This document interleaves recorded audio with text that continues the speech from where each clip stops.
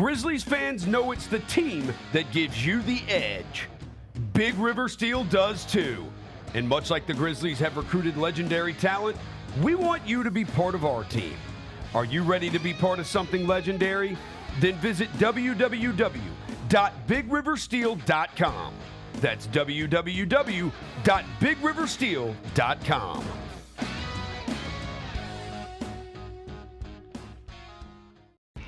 When it's all on the line, you turn to the strong, the stable, the unwavering. To those with a history of raising their performance, to meet the moment. It's true in basketball. It's true in banking. Grizzlies Checking from Pinnacle. Play hard. Bank easy. Open a Grizzlies checking account with at least $100 and a recurring direct deposit by August 31st, and you could receive a $200 direct deposit bonus into your account. Details at grizzliesbanking.com. Member FDIC. Justin Timberlake. I'm bringing sexy back. The Forget Tomorrow World Tour. Live in Memphis. Justin Timberlake. FedEx Forum, Saturday, November 3rd. Get tickets now at livenation.com.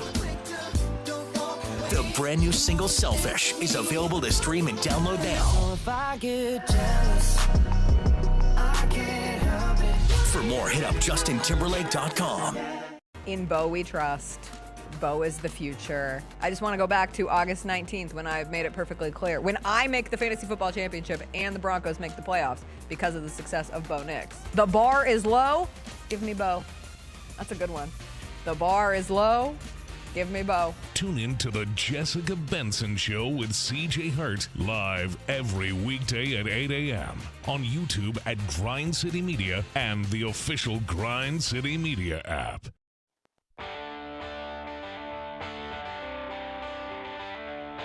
Live from the Built Ford Tough studio at FedEx Forum, it's the Gary Parrish Show, presented by Ortho South, on YouTube at Grind City Media and the official Grind City Media app.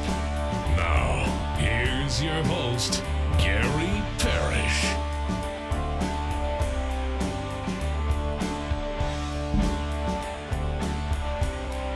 All right. I'm here. My name is Gary Parrish. I'm speaking to you from the Built Ford Tough studio. We're in FedEx Forum, downtown Memphis. Bennett Doyle right there producing the program. Glad he's with me. Glad you're with me. Hope you're getting through the day best you can.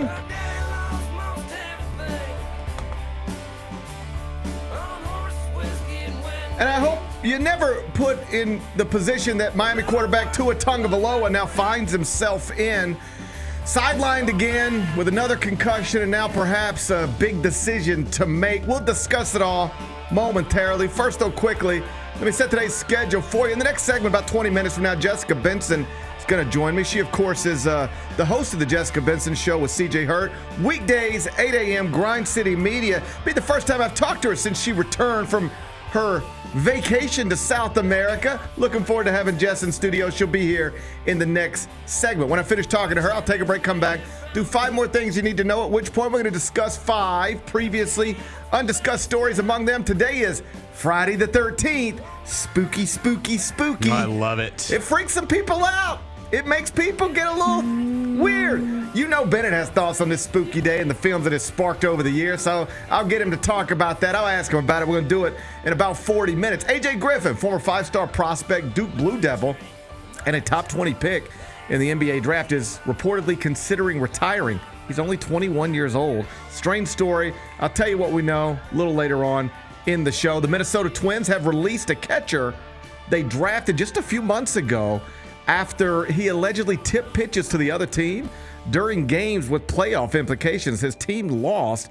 The other team told on him. Now he's been released. Weird situation. I'll give you the details in just a bit.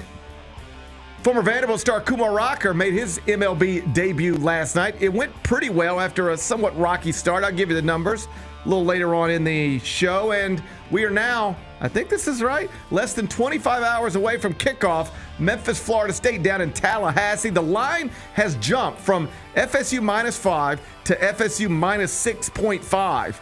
Does that concern Big Bat Bennett? I'll ask him during a segment we call 5 More Things You Need to Know. Then we'll eventually do GP's Carryout, and then we'll call it a day. So that's the rundown. We got a lot to get to, but I did want to start with Thursday night football because what we got on Thursday was a night of football that quickly became a mainstream news story, and not because the Bills beat the Dolphins 31-10, although the Bills improving to 2-0 with a dominating victory over a division rival on the road. That was obviously impressive. Congrats to Buffalo. But Buffalo winning is not the story, not this morning, because the story, unfortunately, once again, is Miami quarterback Tua Tagovailoa having to leave the game after sustaining the third diagnosed concussion of his NFL career. There is no timeline for a return. Honestly, some are suggesting there might not be a return given the dangerous situation Tua is now dealing with. The injury happened, if you were watching, in the third quarter. He scrambled up the middle for a first down, didn't slide the way you need to slide in that situation. His helmet made what is described as forcible contact to the forearm of all people, Bill safety Damar Hamlin. Very quickly, Tua went into what is called a fencing response with his arms in an unnatural position. You know it when you see it. It looked bad. It was bad. After the game, Dolphins coach Mike McDaniel said Tua was alert and in good spirits. So that's better than the alternative. Still, it's a delicate situation because, as you likely remember, Tua Tagovailoa kind of became the face of concussions in the NFL back in 2022 when he first hit the back of his head on the ground during a game against, of all teams, Buffalo. You probably remember this. He famously stumbled on his way back to the huddle and then briefly left the game, but then returned. And afterward, the Dolphins called it a back injury, which seemed ridiculous even in real time. 4 days later, he's playing Cincinnati. He hits his head again in a similar fashion and was again briefly rendered unconscious, later diagnosed with a concussion. And then he set out 2 games, returns on Christmas against Green Bay, and sustains another concussion. And after that, this is 2022, Miami just shut him down for the season. They just said, we're done here. In that offseason, Tua has publicly acknowledged that his mother encouraged him to retire. Obviously, he didn't. Instead, he came back. And then last season, threw for 4,600 yards and 29 touchdowns. He led the NFL in passing. He was really good, made the Pro Bowl. And then he was so good, signed a $212.4 million contract with Miami, averaging roughly $53 million per year. And now, Tua Tagovailoa sidelined again at the age of 26, with his career now very much up in the air. Big Bet Bennett, I know you were watching last night. Did you know it was bad when you saw it? What happens next? Oh, I mean, yeah. When you see his hands doing the thing that they did before, like you obviously know, same thing. Like he's got a concussion. We've seen it with him before. This exact same thing. It is. I mean, the word delicate, I think, is appropriate because it's a weird spot for the NFL. Because what do you do? I mean, he's come back before from this, and again, played very well. Got a huge contract out of the situation, out of the season that he had. And so what do you do? Like, he got up, he walked off the field. I would assume he misses the next game just because if you're the NFL and the Dolphins, you cannot let him play in the next game. Just the optics of him being out there next week is outrageous. No, he will not play next week. There's no way. But if he's cleared, what do you do? Because guys get cleared from concussions all the time. He's had multiple concussions, and he has the most glaring situation. Like, he's the one that we've seen the videos. They had the freaking montage ready to go after he sustained the concussion because he's had so many already. That's the thing. Like, if this would be a big story if it happened to Joe Burrow last night, or if it happened to Patrick Mahomes last night, or if it happened to anybody last night. Quarterback leaving the game with a concussion is a big NFL story that becomes a talking point, like, hey, let's get on TV and argue about it situation. It's perfect for this stuff. It is even bigger because it's Tua Tagovailoa, not because he's the best quarterback in the world or the most famous quarterback in the world or a Super Bowl champion or any of that stuff. Because he's the face of concussions. When you think about concussions in the NFL over the past few years, you think of Tua. You remember that. I don't have a favorite NFL team. I don't live and die with the NFL the way you do and a lot of people do. I vividly remember watching Tua get up, stumble, running back to the huddle, leaving that game, coming back in that game. What happened next? I have memory. He's the face of this stuff. And I don't want to pretend to be a doctor, so I'm not going to predict how this goes. But I do think it's reasonable to assume he will be cleared at some point to return to football, if only because very quickly he will feel like himself again. And he will be able to do all the things he could do before this third diagnosed concussion. And by the way, the phrasing is very intentional on this. It's his third diagnosed concussion since entering the NFL. Well, most people would say there's 4 because we saw one, the first one, that didn't even get diagnosed. All right? So most people would say, I've seen 4 with my own eyes. That doesn't even take into account all of the concussions probably suffered by football players when they're youth football, middle school football, high school football, college football. So when you're reading today or hearing people like me today say, this is the third diagnosed concussion since entering the NFL, that's all it is. It's exactly that. But it's reasonable to assume it's not just his third concussion. He's had more than that, likely many more than that. The issue with concussions is you will almost always get back to feeling like yourself and looking like yourself and sounding like yourself very quickly. All right? So if you are medical personnel, what gets you to a place where you say, I can't clear you to play anymore, other than because I'm concerned that if this keeps happening to you, I'm not concerned about what it's going to mean when you're 27. I'm concerned about what it's going to mean when you're 57. But it's a harder place to get to than it is, say, with a more traditional physical injury that we deal with. In other words, think about a basketball player, or even a football player who just wrecks their leg and then wrecks it again. And then if last night we watched them for the third time have a very serious knee injury or Achilles injury, then it's very easy for a doctor to come back and say, you can't do this. Or more likely, your body tells you can't do this anymore. Like you quite literally can't perform well enough anymore to continue to put your body through this. Your body won't allow you to do it. I promise you, if Derrick Rose could play 32 minutes a game, 82 nights a year, he'd kill to do that. That's not a decision he has to make.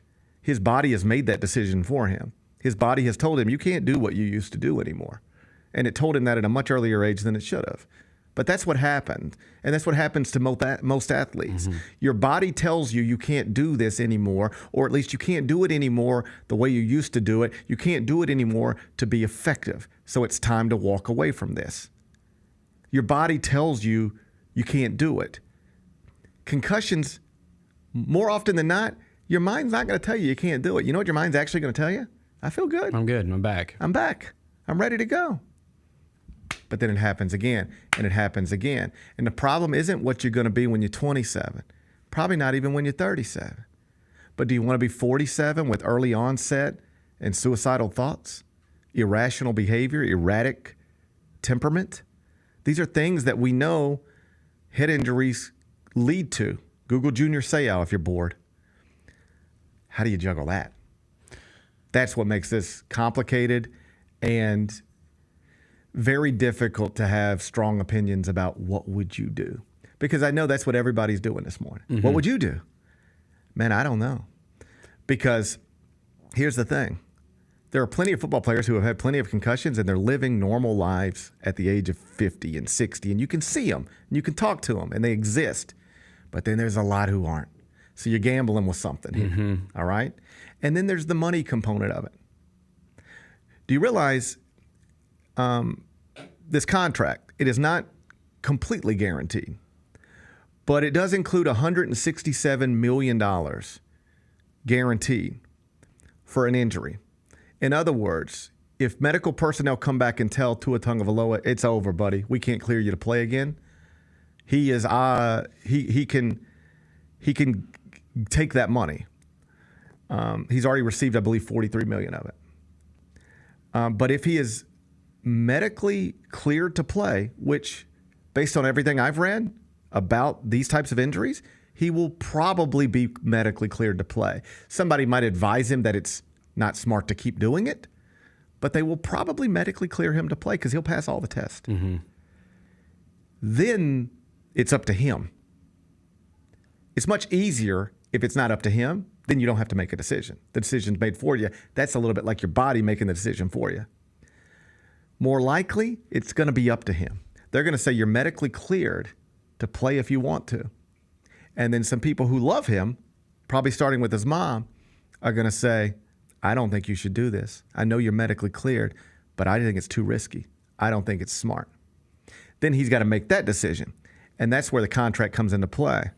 Because though he will retire, if he were to retire at the age of 26 right now, he would retire with tens of millions of dollars more money than most of us will ever have. All right? But he would also have to forego $124 million. Mm-hmm. So if he is told you can play if you want to, we might not think it's smart. It's dangerous, but you can do it.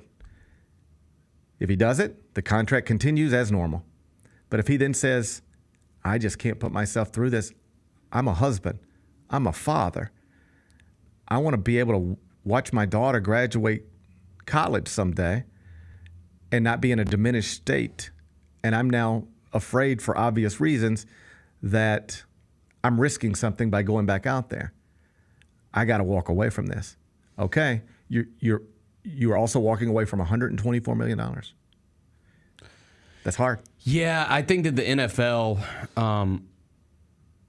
I know that's how it is, and that's the rule. I feel like that with this unique situation, there is. Oh, I should say, I know what you're about to say. I think. Yeah. You could always negotiate this and just do right. If you're the right by NFL, him. you have to because of the optics. You could do right by him. Yeah. You could just say, hey, we have the power to void this contract, but we're gonna make sure you get your money. We're gonna take care of it. There's always ways to do things. Yeah. But like, this is a business. That's true. And people don't have a habit of just handing out $124 million for nothing. That's true. You know? That's true. You could make it right, let him retire, put him in a ambassador role with the organization, let him keep getting paychecks, and maybe not get all 124, but you could negotiate whatever. Do something, yeah. But like, people don't have a habit of just throwing around $124 million that they don't have to throw around. That is a lot of money. He would be walking away from something.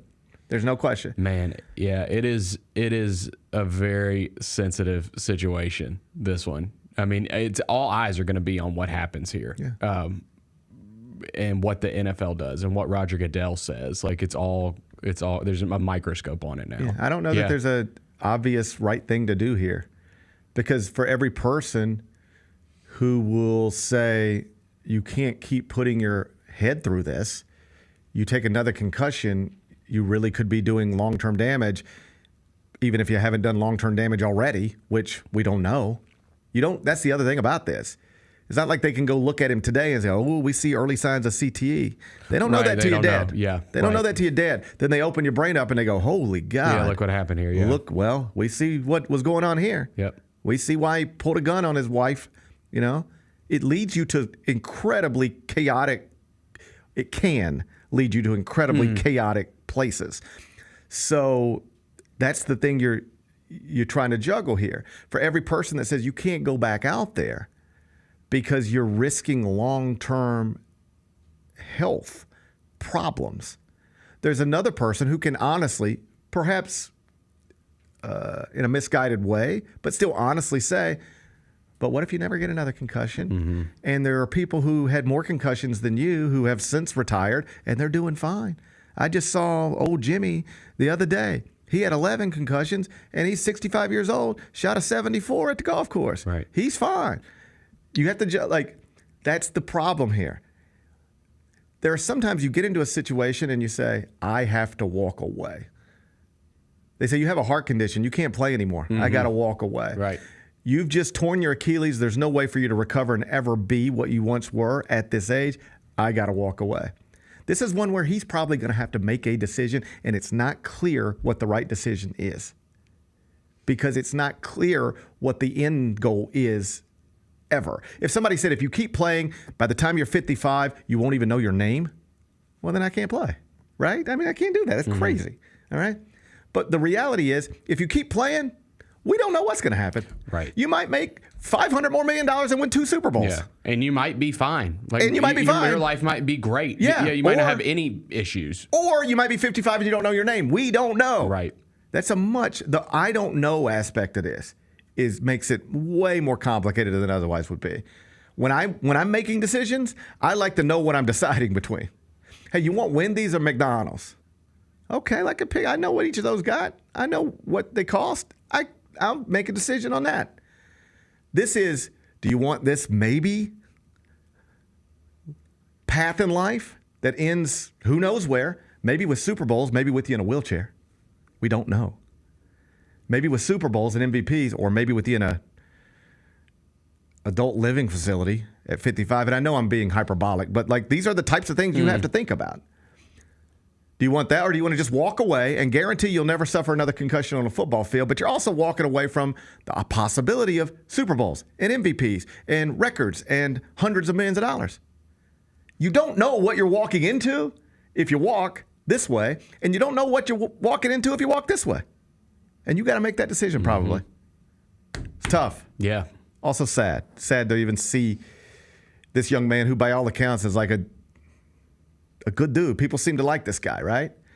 He seems like a thoughtful, well-rounded young person who is now finding himself in a really difficult situation. Obviously, there's real-world problems out there. You know, not like he's living in Gaza. I'm not trying to make it out to be something it's not. But from a football perspective, he's got some real difficult decisions to make. I don't envy the position. Jessica Benson in studio next. I actually saw these on TikTok before you guys even sent them to me. This is an interesting concept. They're socks that are anti-creasing. The socks look really comfy. They do. But the anti-creasing thing, like, look, why are we still doing this? So the kids now that are under us, if you see them walking, they walk like My mom's a gym teacher, and she says like kids will like. I think that's always. Who cares? The Sneak Fest Show live Tuesdays at 2 p.m. on YouTube at Grind City Media and the official Grind City Media app. Let's face it, there's a lot of trash talk in basketball, but the great teams let their performance do the talking. Like Ford F-150 with Pro Power on board, a class-exclusive industry-first feature that turns your truck into a mobile generator and leaves the competition speechless. Ford F-150, official truck of the Grizzlies. Greatness starts here at your Mid-South Ford dealer. Class is full-size pickups under 8,500 pounds, GBWR. Sonic Radio. Welcome back to Sonic RNDIO. That spells radio with me, the CIO. This just in, the new Sonic $1.99 menu lets you build a crave-worthy meal for just $1.99 an item. Whether that's a creamy shake, crispy tots, or a quarter-pound double cheeseburger. This just out. Ostriches. They're mean, not very cute, and in my opinion, way too big for a bird. Don't miss the Sonic Fun 99 menu. 5 items, always $1.99. Live free, eat Sonic. Tax not included. See menu for details. GG gonna be just fine, bro. Like he probably, like Josh probably number 1, and he's probably number 2 most talented teammates I've ever had. Just raw talent. Like, wow. bro, like just go to the gym, hoop type stuff. Like you walk in the gym and he might be doing a workout and you're gonna look over and be like, damn. The Chris Vernon Show live weekdays at noon on YouTube at Grind City Media and the official Grind City Media app.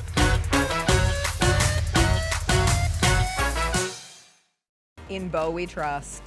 Bo is the future. I just want to go back to August 19th when I made it perfectly clear. When I make the fantasy football championship and the Broncos make the playoffs because of the success of Bo Nix. The bar is low. Give me Bo. That's a good one. The bar is low. Give me Bo. Tune in to the Jessica Benson Show with CJ Hurt live every weekday at 8 a.m. on YouTube at Grind City Media and the official Grind City Media app.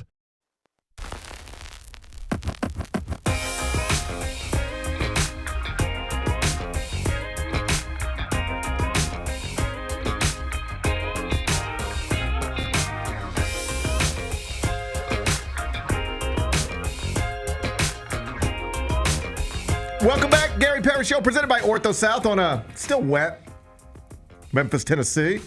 It's Friday. You think we're going to get rid of this rain at some point? Bennett, what do you think? Hey, did you keep power the whole time? I kept power the entire Look time. at you. Yeah. Look at Shout you. out to the tree trimmers, man. Hey, they had something going on in my neighborhood this morning. I don't know what they were doing. There were a lot of people we lost outside. a tree down here. MLGW said Yeah. it made a difference. All the tree trimming that they've been doing over the past year. Shouts to the tree trimmers. Yeah. Also, like, let's give credit where credit is due. Shouts to the criminals for leaving the tree trimmers alone. That's right. That was letting our them do their problem last job. time. That's right. We were low on tree trimmers That's right. because they kept getting robbed by criminals. Wow. They'd be like trimming trees, and then somebody'd be like, put a gun on them and be like, give us all your chainsaws They're like, and I don't cash. want to be a tree trimmer anymore. No, in all seriousness, like I've talked to people about this. Most of these tree trimmers are not from America. Mm-hmm. A lot of cash, not really put money in banks, and the people know that, and they know you could put a gun on somebody, and they got to give you the cash, and they also know they can't go to the police. Carrying cash is scary business. I carried more cash Mm-hmm. on our trip than I have carried maybe ever. But I certainly don't use cash now. Right now- I just always use my cards. Right now, there are most days I don't have $1 Yeah. in my wallet. Right now, I have a lot more than that. Now I'm going to get robbed walking out of work. Because same thing. I went on vacation, and I get a lot of cash because, like, I'm ready to get into it. And then I just don't get into it. Yeah. And now I'm just carrying around more money than I need to be carrying around. And then it becomes, I got to go back to the bank to put it back in. But I don't want to do that. Oh, no. Who wants to go to the bank? Luckily, we used like everything that we transferred from American dollars into Argentinian pesos. We used. Okay. Like we specifically. You did that right. We're not bringing anything back. But when we did do the exchange, it was just so many bills. Right. Like we gave them like 5 bills, and we got that- in return a whole bunch like of 200 bills. Right, it's a lot. So we're like wads of cash. Right. And I have them in my purse. Chris has them in his pocket, and I'm like, man. We're probably bad tourist targets right now. Yeah. But Yeah, so I got to get by the back because I don't like, because I will lose this or one Yes. of my kids will steal it. Yes. But I'm not, I know myself well enough. Like, I'm not just going to have all this money in my wallet in a month. No, I have great anxiety having cash. I'll either lose it or somebody will steal it from me. Somebody I'm related Don't rob me. I have no cash. Yeah, it won't. I don't mean to imply it'll be like somebody on the street corner. It'll be like my 7, my 8, Right. my kids. It'll be my Right. kids that'll steal from me. So I got to get rid of it. But then, is there a way yet? Have we not got to a point yet where I can deposit cash without having to Leaving go your to a house. bank? No, we can only do checks. Thank God for the checks. The checks are great. The checks are amazing. I've changed my life. I've got multiple checking accounts just because I've had them for years and I'm too lazy to go close them. So I'm constantly I've just got. I should consolidate. You should. But I don't because it would require me to go do it. Go to the bank. Well, I think going to the bank is like Mount Rushmore bad adult tasks. Nobody wants to go to the bank. It's awful. I don't go to the bank. I hate it. I will avoid the bank I will go to drastic measures to not go to the bank. I will have a check that I will go to electronically deposit, and I will have trouble electronically depositing it, and I could just go into the bank, and instead I will do it until it works. I will change the pen. I will go back and go over my signature in Sharpie. I will change the background. I'm not going to the bank to deposit that check. I'll sit at my desk and I'll keep trying until I have a successful front image and a successful back image. All right, but I have had multiple checking accounts for 20 years because 2 reasons. I don't want to go to the bank and close it, and there's some automatic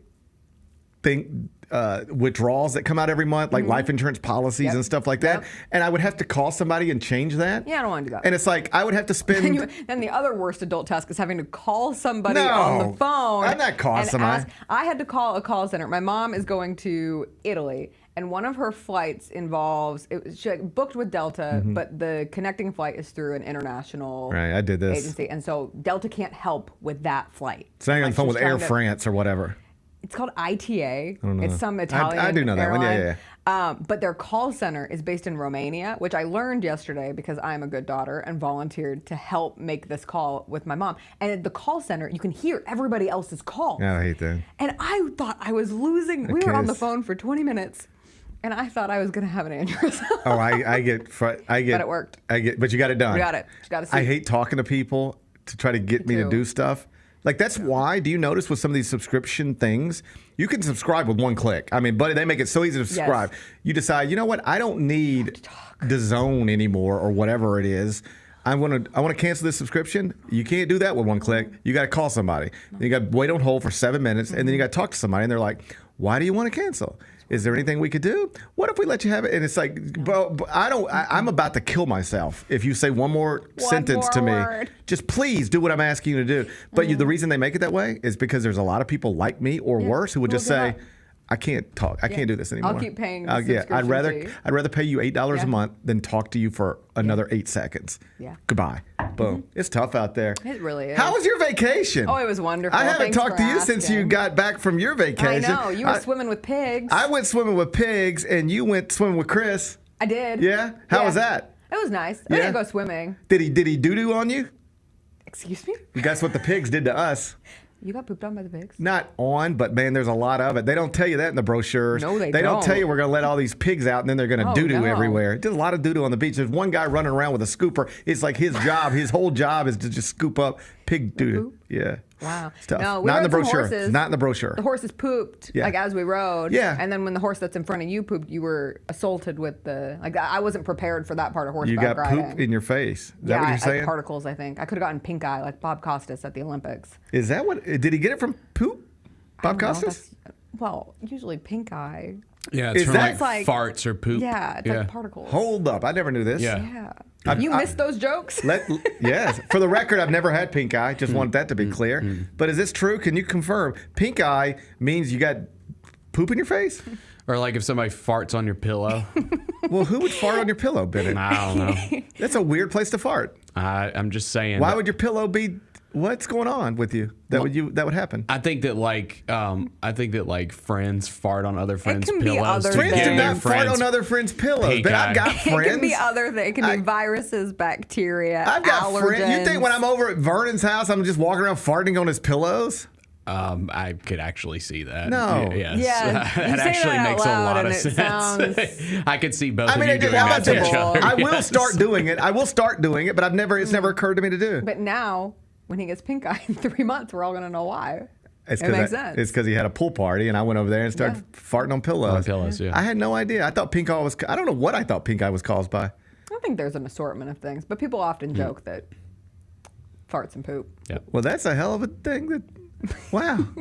Yeah, that's where it comes from. So it's also really contagious, so you can get it from someone else who has pink eye. Yeah. That's why you want to quarantine on the Well, pink eye that's stuff. why I'm glad. I don't think I got it. I'm glad you didn't get it. Knock on wood. Here's what I want to ask you about vacation, because this is what this is the way I always describe vacations. Sometimes I go to places and I go, man, I always wanted to come here.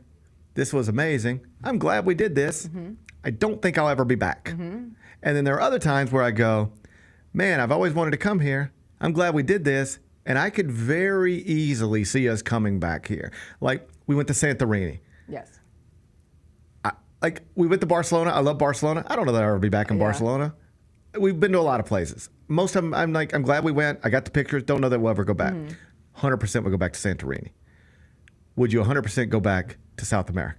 Yes. Would you do the trip again? I'd go back to South America because I want to see more. Like, it incited a desire to go to all these other countries. And even the way we plan trips is we try to do everything so that when we come home, we don't feel like we ever have to go back. Gotcha. And the places that we went, I don't feel like I have to go back. Right. I would enjoy going back there, but as we try to treat countries like Pokemon cards and you're checking them off. We're trying to go to as many as possible. I would now want to go back to Argentina, having been there and talked with people. I have to go to Patagonia someday, which is the southern part of Argentina. Is that where they make those coats? You can ski. Yes, it is. They have many Patagonia shops. Although I did look it up. They're not based in Argentina. They're just based in the Pacific Northwest, but they've used the Argentina imagery for it. I knew that. With the mountains. Of course you did. You feel like a big Patagonia It's an Oregon thing. Sounds like Oregon. Sounds like something Drake would do. It sure does.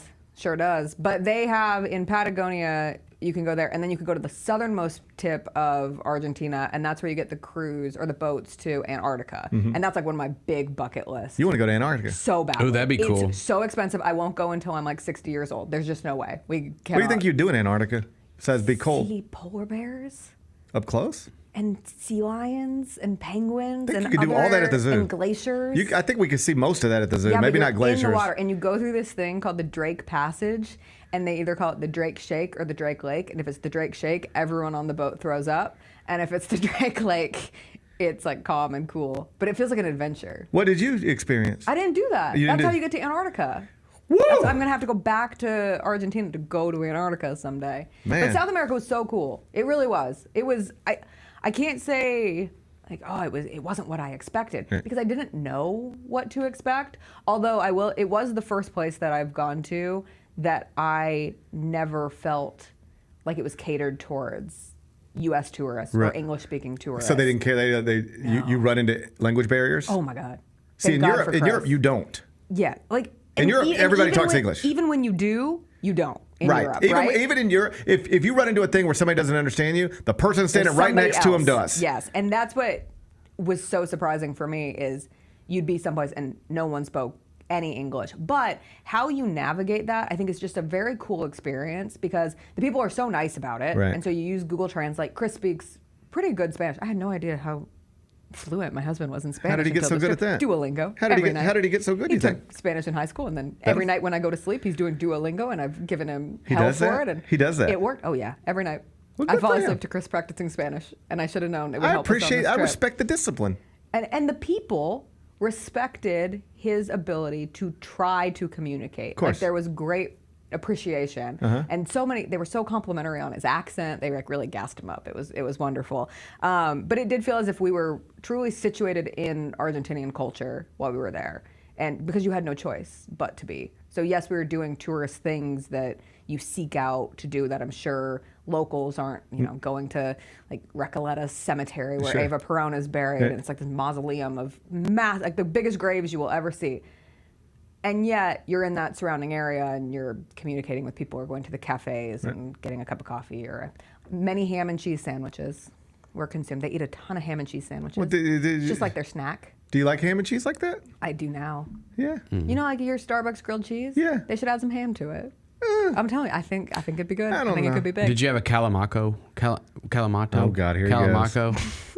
That's the wine mixed with Coca-Cola. No. Do they do that? Do they do that in Argentina? I don't know. If it was on a menu, I wouldn't have known what They it do was. that. So I didn't order It's a it. South American thing. They do that at Silky's, Bennett. You're talking they about. don't. You're thinking of It's a Silky's. South American thing. You're thinking of Silky's. We're talking about South America. No, I had a million empanadas though. I love an Oh, empanada. I like an empanada And now. I think America has to. I don't want to steal, because we do that often in this country. We steal other people's things and try to pass them off. So we need to always give credit to where the empanadas came from.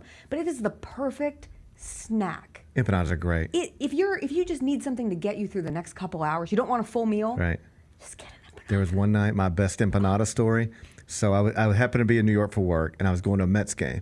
And my buddy Joey from here, he happened to be in New York for work or whatever reason. He was there, and he reached out, and he's like, hey, man, you want to get a drink or something? I said, I'm going to the Mets game tonight, but if you want to go to the Mets game with me, I'm going by myself. If you want to go with me, let's go to the Mets game. He's like, sure. So I get done with work, and we jump on a train, and we get to Citi Field after we got lost on the train. It was a mess. We ended up in a taxi, and we got to Citi Field. And we were having drinks, watching the game. Fun time, beautiful night. Walk out of the stadium, and there's like a little, we're right there in Queens, and there's like a little empanada shop. And I'm like, man, let's get some post-game empanadas. We'll get an Uber back to the city. We'll eat them on the way, and then we'll see what we get into, or maybe we just call it a night, whatever. So we go and buy I get like 2 empanadas. He gets like 2 empanadas. And we get in the Uber, and Uber, we're ready to dive in. And Uber driver's like, hey, no eating in the car. I said, no eating. I said, buddy, we'll be careful, or we'll tip you well, or, not to be disrespectful, but like, are you sure we can't eat in the car? He was like, no eating in the car. I said, okay, it's fine. So I'm just doing my own thing. Joey's over there like half asleep, half not asleep. It looks like he's we had a good long night. Yeah. And I see him start to sneak eat the empanadas over there. And I'm not a rat. No. I'm not a rat. So I'm letting him do it. I'm like, all right, he's just gonna get his empanadas in. Maybe he needs them. But I'm gonna respect this man's Uber and not do that. But I'm also not gonna I'm not a rat. Yeah. No. So then we get back to Midtown Manhattan. It's time to get out of the Uber. And I said, all right, man. We decided to call it a night. It's time to call it a night. I said, all right, man. Hey, it's good to see you. I'm glad you reached out. Just give me my empanadas, and I'll holler at you. He ate your empanadas. Ate all of them. Oh, that's messed up. He ate every empanada. Every empanada. Have y'all talked since? Oh yeah, we talked about it. I don't know if I could forgive that. I was gonna say that's like Especially some now that I've been backstabbing kind of stuff. baptized by It's not a big deal, except when you've been looking No, it's a big forward to an deal. empanada for 30 minutes and then it ain't true. there. That'll break your heart. No, that's a big deal. It's like similar to when, like, you know, if you're having like a fantasy football draft or something and everybody throws in on like a big platter of wings and you threw in, you know, your $10-15, but you only ate like 3 wings. I know. It's kind of that. But yeah, except Or what no if wings. instead of 3 you got None. zero? Zero empanada crumbs in a bag. That's what I was looking at. That's horrible. The great thing is, like, when you're in a street corner in Midtown Manhattan, there's always an empanada, you know, right there That is somewhere. the best thing about New York is it gives you the Anything you closest want's right. thing to tasting the world. Yeah, You it's can all right. find a little Within, bit of I would tell everything. people, no matter where you Yeah. are, you can eat whatever you want to eat within 3 blocks. Yeah. No matter where you are. You want a great steak, great seafood, empanada. But I had to go anyway. That was one of the reasons I ended up in Argentina. Empanadas. Long and winding story. I was obsessed with the musical Evita when I was in 2nd grade. Far too young. Yeah. but really had a moment Yeah, that's there. inappropriate. Sure was. But I made all my friends in 2nd grade watch Evita with me. Shout out to the great Madonna, and to, not the great Madonna, because Patti LuPone should have started as Evita in the Madonna's movie. great. But she was fine. She was great. I'm not gonna let you. She was great. I'm not gonna let you not call I loved Madonna the great. movie, but I've learned that she was miscast in Evita. It belonged to Patti LuPone. It's a long and winding musical theater drama that can do. Patti LuPone just did the Hot Wings thing with Aubrey Plaza. Sure. And Aubrey Plaza asked if she would apologize to Madonna for saying that she can't act, and Patti LuPone ate the hottest wing instead of apologizing to Madonna. Anyway, a part of that was doing a country project on Argentina. I lost my project on the plane, and so we got to New York City, and my parents took me to the Argentina consulate in New York because they were big problems, like teaching me to problem solve as a kid. Like, great, you lost your project, what are you gonna do? So we went to the consulate and they directed us, they gave us so many great materials and directed us to like Little Argentina in New York. And those people were so nice. Here I was, at that point I was in 3rd grade, and they gave me empanadas and they gave me dulce de leche to like take back to Probably my a class. Maradona jersey. Steak, they should have. Yes. They should have. And they had me try blood sausage. And so when we were in Argentina, I made Chris order blood sausage because I needed to know if it was the same thing. Tell me what It's pretty blood damn sausage good. is. I don't know how to describe it. at Bitter. all. It's got to be bitter. It's got blood in it. It's like sausage with blood? Chewier. Yeah. I don't know. It wasn't as great as I remembered it. I stuck to the steak after my I think I'm gonna one stick try to at the blood sausage. I think I'm gonna stick. I think it's like, isn't it the meat and it's in the blood and they put that in the casing and then cook it? Yes. Yeah. It's like the Yeah. meat and the blood together. Yeah, I'm just gonna stick with normal sausage if you don't we mind. had cow tongue. Yikes. It was okay. Ugh.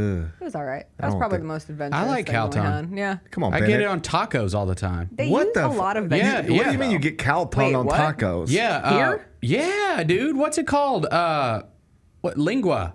I think it's lingua. I think that's right. Yeah. But Bennett, where do you Isn't get that right? cow Lingua? tongue? You I can't don't know, do that. Bennett. I still don't. You would speak have had to any say it to Spanish. order it. I didn't say anything. I would look at. This is how the waitress or waiter would come up and they'd speak to the table, and this would be me to Chris. Right. Right. Like, I needed Oh, him. man. I've never needed. You my can't go to husband Taco more. Bell and get no cow tongue on your It's on your delicious. cheesy gordita crunch. It's No, it can't. delicious. But where There's do you no get it? I way. want to know where you get it. I think Guadalupano in summer has them. Yeah. They just have like in the back, like just And I'm cow sure they're not tongues. the only spot. Yeah. Just cow tongues laying around. Yeah.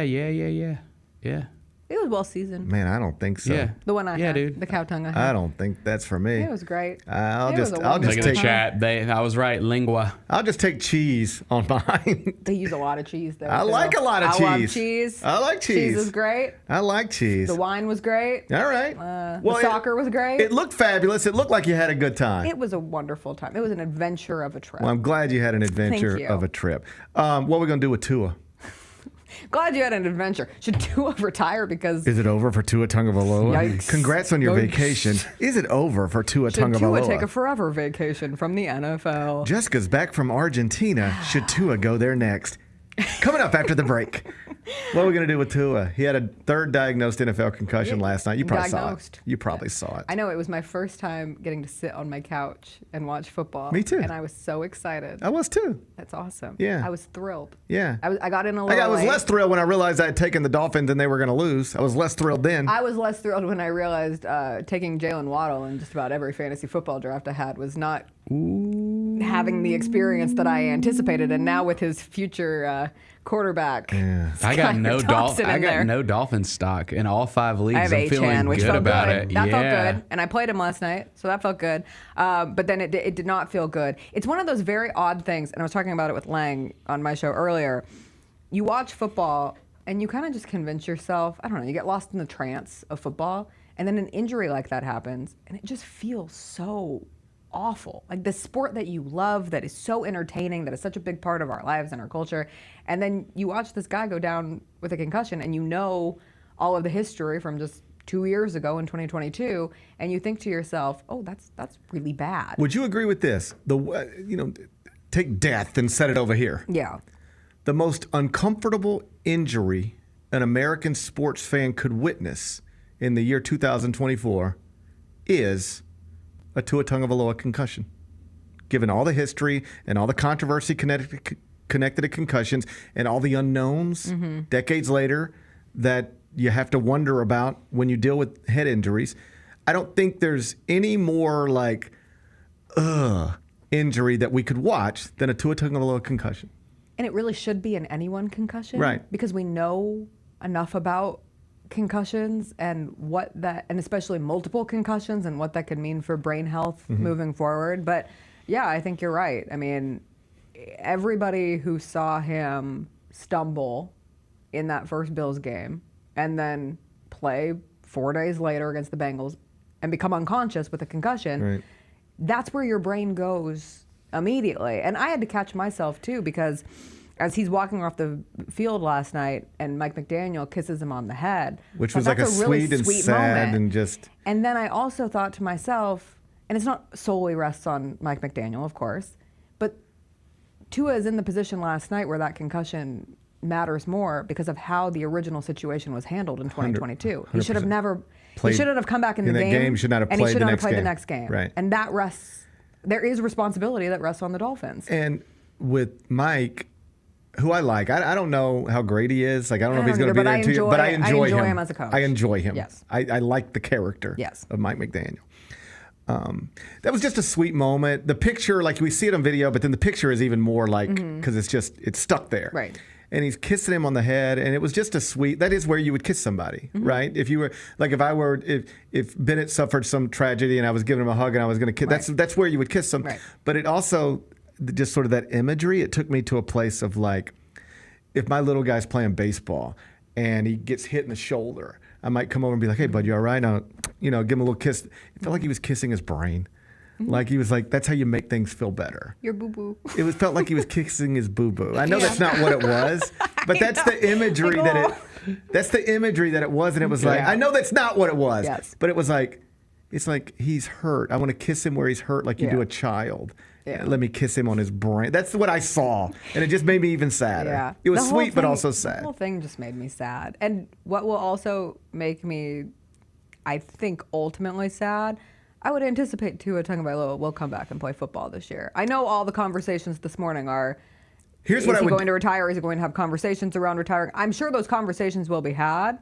And if he does retire, that would be one of the bravest things that we ever see from a professional athlete. And we've seen it with a handful, but not someone like at age 26 where Tua is right now and all the history and the attention that has been on his concussions in particular. But more often than not, athletes are conditioned to make it to the next play, to make it to the next game, to do anything possible to return. And so I am conditioned to believe that that is what he will do. And it will make me feel a little icky when I watch it. This is, I talked about it in the opening segment, this is what makes it so complicated. First off, there's like quite literally $100+ million at stake. Okay? So like that's a component of this. Right. I do believe he'll be cleared to play because these injuries, they're long-term injuries. Right. He'll be normal again. You tear your ACL last night, you will not be normal again in a month. He'll be normal again in a month or two or whatever. He'll feel good. He'll feel the same. He'll pass all the tests. And then I assume they will say, it's up to you. They'll explain the risk to him. Hey, man, people who continuously take head hits like this, the track record is not good. You'll be fine at 28, but, man, we don't know about 58. Yeah. And you have a daughter, and you have a family. But they're going to clear him to play. I believe that. And then he's going to have to make that decision. And I don't know. It's a hard decision. It's not one where I can sit here and say, I know what he should do, because I don't know what he should do. Because it's very easy if somebody tells you, if you keep playing, you'll be in a hospital, assisted living facility when you're 60. Mm-hmm. If you keep playing, that's where you're going to be when you're 60. Well, then I'm not playing anymore. I want to have grandkids. So we're done with this. I got tens of millions of dollars and I'll be fine. But they can't tell you that. They can tell you that might be your future.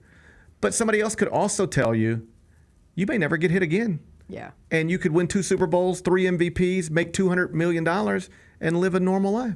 We love to hang out in the positive might. It just it's a little bit. Think about you hit a tee shot on a golf course into the woods.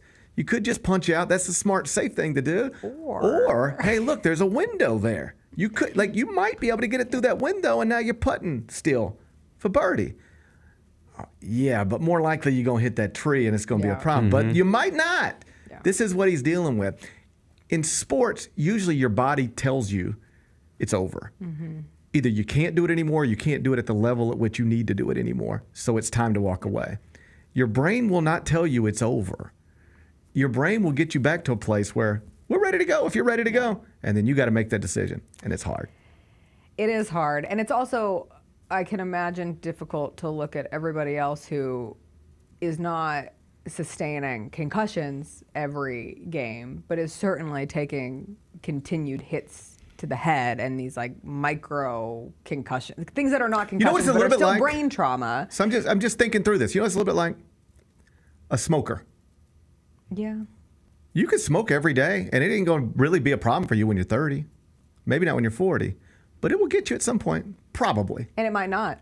But it might not. All the French teens who are studying abroad in Argentina. There's a 102-year-old lady right now chain smoking who's 102, right? So you can look at that woman and be like, maybe I'll be that woman. My mama smoked until she was 9. She started smoking when she was 14 years old. Smoked until she was 90 or in her 90s. Yeah. Meantime, my dad was on a breathing machine in his late 60s. Yeah. Okay, and dead at 67. Yeah. So but that's the thing. The smoking, it won't kill you today. The concussions aren't going to be a problem for you. They're a problem today. They won't be a problem for you in a month. And they'll just say, hey, you can keep doing this, and you might be Bennett's grandma, but you might be Gary's dad.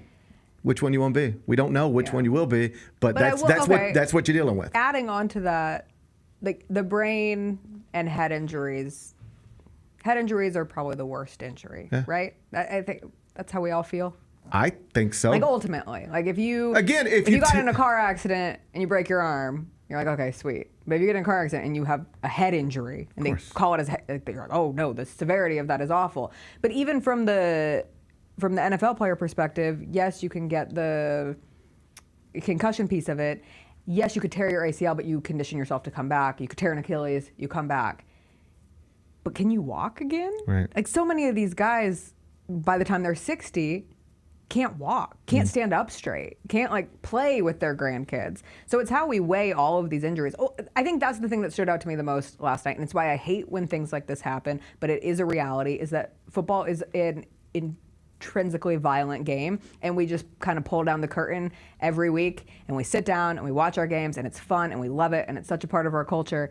But all of these injuries are collectively leading to these people who are being paid handsomely for the game that they love, but their bodies are breaking down, some quicker than others, some slowly, some that don't really feel the ramifications of it until decades down the line, and head injuries are really represent that at its greatest. Because in terms of retired football players, whatever you're looking for is there. Mm-hmm. If you're looking for the Junior Seau story, be careful. Go read about Junior Seau. It's there. But then, you look at Peyton Manning just walking around living the best life ever, right? Or Tom Brady living the best life ever. So it's whatever you're looking for, it's there, and that's the problem. The decision is likely to be made based on which way you're leaning. What do you want to do? Because you can rationalize any decision you make. Yeah. Those aren't the decisions I like. No. I like when you can reach a pretty clear conclusion about what needs to be done. You give yourself too many reasonable options, then your biases kick in, and feels like taking the LSAT. I can't. There's no right or wrong answer. Just the most right answer. Yeah. Like, what does that mean? I don't like that. I think that was more of. I think that sounds like a USC Pac-12 thing. I don't think we had to do that where I was from. Well, that's when I was going to be a lawyer instead of this silly little sports journalist for a minute, and then I took one LSAT preview class. I never took none of that stuff. And I was like, oh, I don't want nothing to do with this. I knew that wasn't my future. This isn't for me. I knew I'm more into words. I knew that wasn't my future a long time ago. I'm more into podcasts. Last thing before I let you go. Yes. If you were, for whatever reason, married with a child to Tua Tagovailoa, and the doctors come back and they clear him. My God. Oh. The doctors come back and clear him, and he comes to you and he says, what do you want me to do? They say I can go play football, and they say I might win championships and MVPs, and I did lead the league in passing last season. I feel good. They say I'm good. If I walk away, I'm not only walking away from the thing that I love at a very early age, we are also walking away from $124 million. Mm-hmm. But I know you are scared for me, and I respect that. What do you think? What do you say? Without knowing their finances. They have tens of millions of dollars already, easily. But not knowing their specific Got it. investments. Understand. You know. But they probably have a ton of money, right? More than most. I am telling him to never get on the football field ever again. I understand that. And from a parent standpoint of them sharing a child, from examples of men with CTE and brain injuries and how that relates to how they've treated women in That's their the other thing. lives. It could get bad for her someday. It could get dangerous. Yeah. Like, you have to think about your life too. You have to think about, does the person who you love so much right now turn into a monster? Well, how about this? I have a friend I was just talking to a few weeks ago, and it's one of those friends you grew up with, but you don't see him anymore, and then you see him. I was like, how you doing? How your parents? And he had told me that his dad had reached a point. Parents are still married, and just a great family, but his dad he's up there in age now, and is starting to. There's some early onset. It feels like, right? Maybe not diagnosed yet, but it seems to be, and he's starting to having these explode. He's just lashing out and being a little more erratic than he's ever been, and a little more paranoid than he's ever been. And the impression I was left with is that they're genuinely worried about the safety of everybody involved, because their dad is suddenly becoming somebody they don't really recognize anymore. And this isn't from football. It's just from, another, Aging. but it's a brain thing. Right.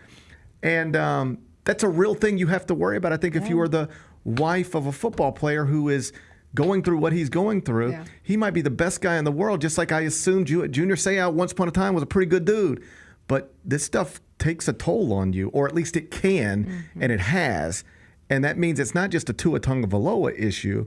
It's an issue for his children, for his wife, for everybody who cares about him. Anyone around him. Yeah. Yeah. Well, that was fun to talk about, wasn't it? Heavy stuff on a Friday. Yeah. But hey, we're going to go watch football all weekend. I can't wait to that. Yeah, Memphis, Florida State. Oh, it's going to be great. Oh, man, it's 24 hours away now. Oh, man. I can't wait to watch more people hit their heads against each other and stuff. I just wish, can everyone wear those Guardian helmets? Well, that's the other thing. Why? I feel like such a lame-o saying it, but I don't feel like I should feel like a lame-o saying it. It feels like... If there is anything that helps prevent the risk for further concussions, why are we not You ever going see all there's in this on it? commercial that will, like it's a commercial from the 80s or something that'll pop up on Instagram or wherever sometimes. And it's like a real, maybe not a commercial, it's like a newscast. And it's like, and they're telling me I can't drink my beer in my truck when I get off work. This is crazy. I thought this was America. Is that Mike Gundy? Yeah, probably. And it was like, and there's the next guy, and it's like, and these seatbelts, I mean, why do I got to wear a seatbelt if I don't want to wear a seatbelt? And like, these were probably considered pretty normal opinions to have in 1982. Yes. But if you saw somebody on the news in 2024 talking about, it's crazy that my car beeps when I don't have my seatbelt on, we'd be like, dude, just put your seatbelt on and shut up. I think these Guardian caps are going to be the exact same thing. Right now, people are like, what? You can't wear that. You look like a nerd. And we'll look up in 20 years and it'll be like, it's crazy that the people didn't wear these things. Just as crazy as they didn't buckle their seat belts. It'll be like, why wouldn't you just use the seat buckle? We had it for you. Why didn't you put it on? Yeah. We're getting there. It always takes us a minute to get there, but we'll get there. We like how things look. We're a very looks-driven society, and we love how our football uniforms look. I know, but once you put those on everybody and do it for a few years, you know what it looks? It'll look normal. Yeah. You know what it'll look like? It'll look normal. Yeah. All right. They're saying it could help with hand injuries, too, because think about how many times like a hand gets knocked you on break a finger or whatever. Yeah. So Softer. I don't know. They probably invented for a reason. Maybe we should start using them. I don't know. I don't know. Maybe not. It's none of my business. I don't care. I don't play football. I'm going to wear one. Me too. Thank you, Jessica Benson. Thanks, She'll be back in Gary. studio Monday, 8 o'clock when we come back. Did you know what day it is? It's Friday the 13th. Spooky, spooky, spooky.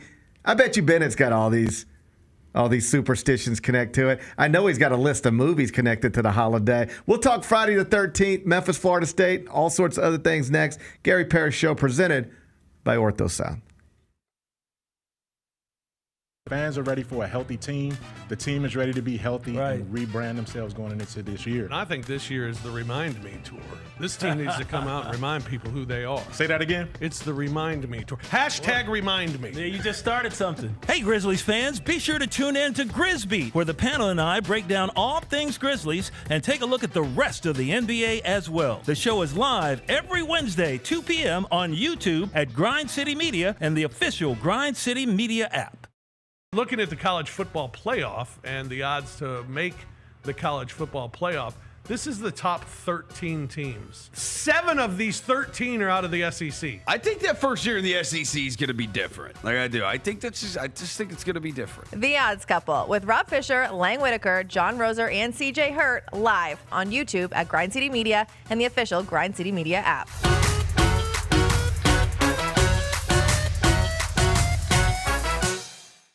I saw the Drew Hill story. Y'all rode together in the car, and you put the seat back. Yeah, I put the seat all the way back, and his knees were still crunched up. And he was like, "Nah, bro, so I drive a Kia, man." A Kia?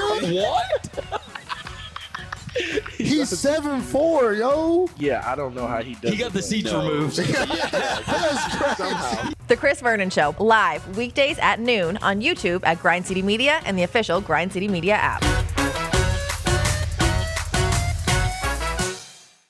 Looking for a full court dining experience? Dribble over to Southland Casino Hotel, your ultimate gaming oasis in West Memphis. As a proud sponsor of the Memphis Grizzlies, we're inviting you to savor the flavors at our 8 incredible dining venues. Ignite Steakhouse is where culinary excellence gets grilled. Indulge in charcoal grilled steaks and farm-to-table favorites, perfectly paired with wine or handcrafted cocktails. Enjoy an all-access buffet experience at the kitchens, or revel in comfort food and Southern classics at the Fry House. If casual is more your thing, sample the innovative fare at Seasons Cafe, while Chairman's Bar and Charred Oak Bourbon Bar serve up cocktails and live concerts every week. For those on the go, The Grind is your one-stop coffee shop with gourmet brews and grab-and-go goodies. And of course, we can't forget the Sports Bar and Grill, where you can catch all the Grizzlies action with the best pub fare in town. At Southland Casino Hotel, we've got the perfect dining experience for you, so come on down and ignite your taste buds today. Must be 21 plus. Play responsibly. For help quitting, call 800-522-4700.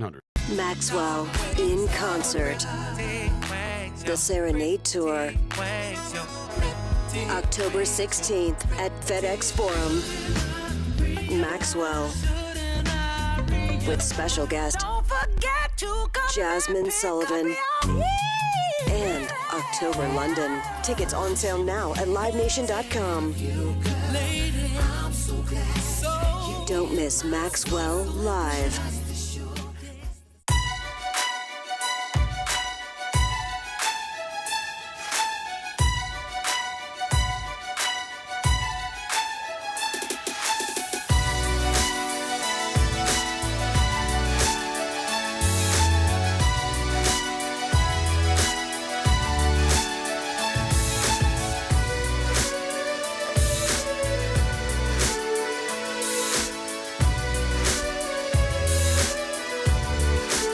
Orthopedic injuries can be unpredictable, unforeseen, and unscheduled, and Ortho South understands this better than anyone. Since your injuries don't make appointments, you don't need to either. That's because Ortho South welcomes walk-ins during the weekdays and the evenings, and even on Saturdays. So next time an unforeseen injury makes an unscheduled appearance in your life, visit orthosouth.org to find your nearest urgent care location. Just walk in, and Ortho South will take care of everything, especially you. Learn more at orthosouth.org. That's orthosouth at orthosouth.org. Now I got 5 more things you need to know. Number 1. It's Friday the 13th, Yes, Bennett. it is. It's Friday the 13th. Are you operating any differently today than you did, say, last Friday, or you will next Friday because it's Friday the 13th? It's a spooky day. Feeling a bit more kooky today. You're a little kooky today? Than normal.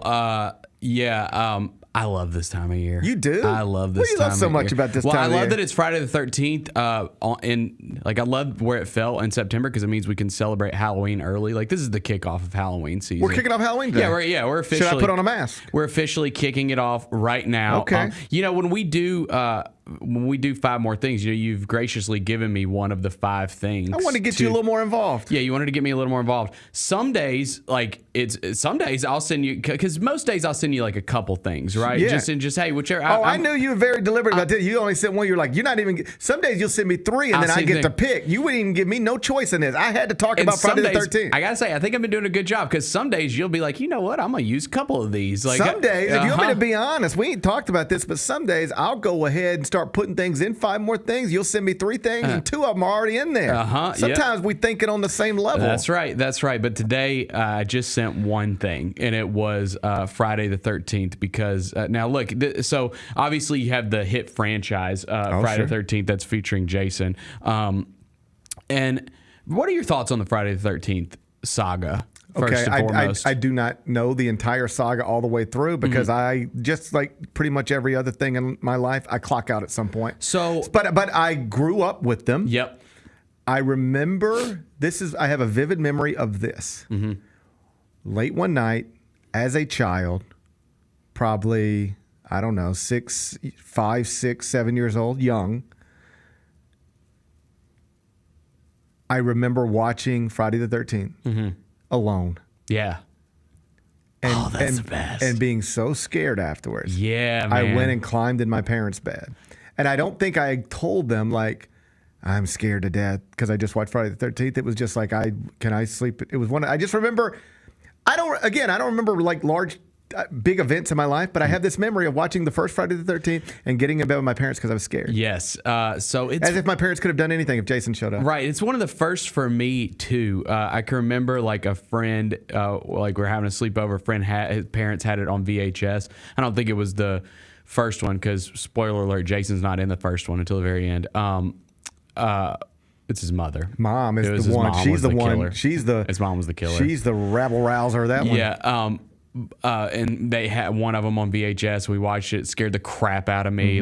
So I've recently, this last year around Halloween, I binged all of them. That's crazy. Start to finish. That's Watched bananas. the whole saga. I hope you know that's crazy. I've done this a lot in recent years with some of the bigger horror movie franchises. I will say this one. Didn't they get crazy at some point? Like Jason Takes Manhattan. And, Didn't they just get like too stupid? Yeah, and he went to outer space. Like it got insane. But I will say, like, if I was comparing like the great franchises, I'm not sure this one stands up to some of the other ones just because there's so many horrible installments. They're all fun, but like I remember Friday the 13th part 1 and then part 2, and I think probably I was still going with part 3. I probably did final chapter. Yeah.